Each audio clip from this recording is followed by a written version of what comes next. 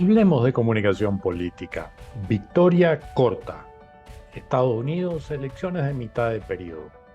Los Estados Unidos celebraron sus elecciones en medio de la mitad del periodo, donde se renovaba la totalidad de la Cámara de Representantes con un total de 435 y un tercio del Senado, y en este caso 35 de los 100 senadores.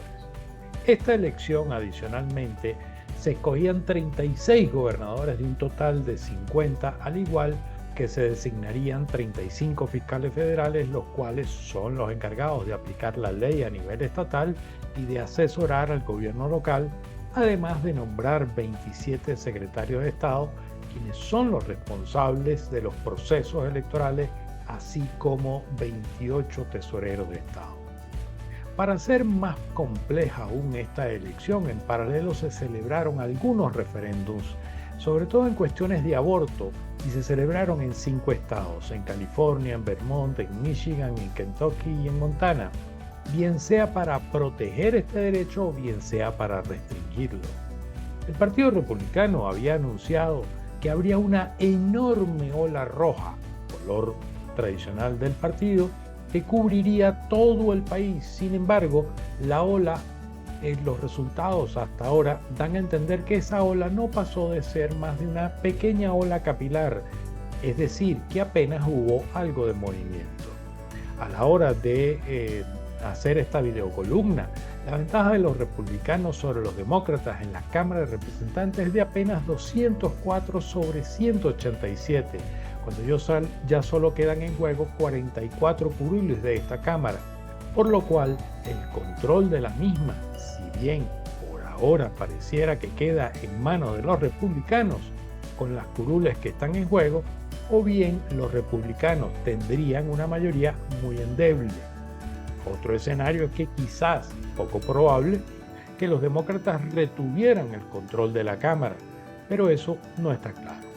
Por otro lado, el Senado van cabeza a cabeza con 49 senadores para los republicanos y 48 para los demócratas, por lo cual la elección aún sigue en el aire, pero en este caso la mayor probabilidad de controlar la Cámara pareciera que queda nuevamente en manos de los demócratas.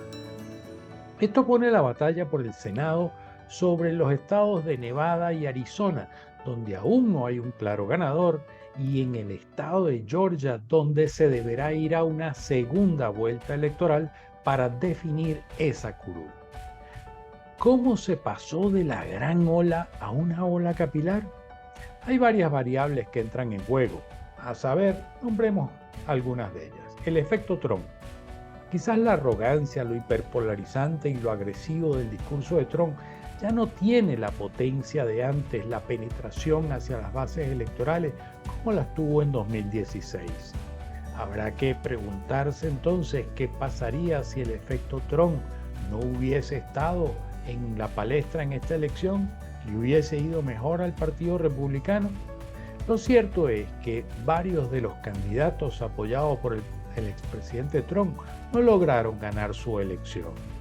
Por otra parte, para los estadounidenses, el tema económico es vital, pues su capacidad de ahorro es muy reducida y cuando hay aumentos en alimentos, combustibles, alquileres, etc., esto tiene un efecto muy negativo sobre el partido gobernante.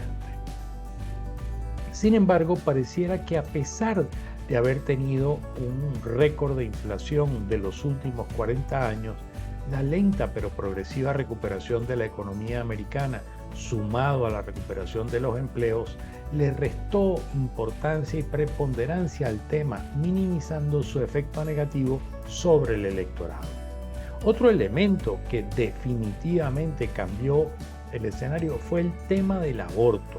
La Corte Suprema de Justicia, con una mayoría conservadora, al emitir un fallo muy poco habitual, pues el alto tribunal revocó su propia e histórica sentencia de 1973, que era el precedente legal que garantizaba el derecho a la interrupción voluntaria del embarazo a nivel federal. Al hacer esto, una parte importante del electorado sintió que le estaban quitando un derecho adquirido y el Partido Demócrata tuvo una clara lectura sobre el tema y puso el tema en el debate público, con lo cual una supuesta victoria conservadora en las Cortes generó un efecto contrario en las elecciones. Otro factor determinante fue el comportamiento de la generación Z y una parte de la generación millennial, quienes votaron mayoritariamente por los demócratas, y esto sin duda inclinó la balanza en algunos de los estados en disputa. Hay muchísimos otros factores que habría que analizar, pero sin duda estos tres son, para mí, los más importantes. Las preguntas ahora son: ¿se ha debilitado el proyecto Trump? ¿Sobrevivirá el presidente Joe Biden a esta elección? Con respecto a la primera pregunta, es claro que el expresidente Trump se ha debilitado, pero siendo como es, literalmente un tractor que siempre avanza, seguramente buscará reponerse. Claro que aún le quedan en el camino el juicio que tiene pendiente en Nueva York y la investigación por los hechos del asalto al Congreso en enero, lo cual pudiera frustrar sus aspiraciones. Con respecto a la segunda pregunta, el presidente Biden perdió el control de una de las cámaras, por lo menos hasta ahora eso parece, pues tendrá que entrar en un proceso de negociación constante con los republicanos, lo cual hará que muchos de sus planes e iniciativas o bien les sean bloqueadas o en su defecto las retrasen, lo cual tendrá un impacto directo sobre su gestión.